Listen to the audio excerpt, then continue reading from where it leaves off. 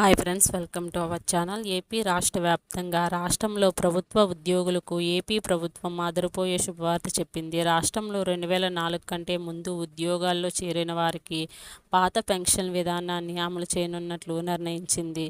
సచివాలయ మంత్రులతో జరిగిన కేబినెట్ మీటింగ్లో సీఎం చంద్రబాబు ఈ నిర్ణయం తీసుకున్నారు. ప్రభుత్వం తీసుకున్న ఈ నిర్ణయంతో రాష్ట్ర వ్యాప్తంగా సుమారు 11,000 ఉద్యోగులకు లబ్ధి చేకూరింది. రిటైర్మెంట్ సమయంలో ఆర్థిక భరోసా కల్పించేందుకు ప్రభుత్వం తీసుకున్న ఈ నిర్ణయం ద్వారా రాష్ట్రంలో ప్రతి ఉద్యోగికి సగటుకు 3 కోట్ల వరకు ఉపయోగం చేకూరింది.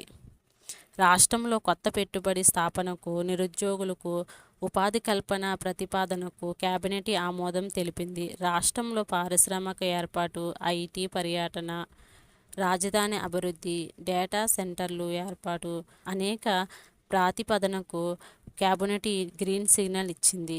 ఎస్ఐపిబి ప్రతిపాదన మొత్తం 34,000 కోట్లు భారీ పెట్టుబడి స్థాపనలకు మంత్రివర్గం ఆమోదం తెలిపింది. ఈ ప్రాజెక్ట్ సుమారు 34,000 మంది ఉద్యోగ అవకాశాలు కల్పించనున్నారు. ఇలాంటి అప్డేట్స్ కోసం మన ఛానల్ను ఫాలో అవుతూ ఉండండి.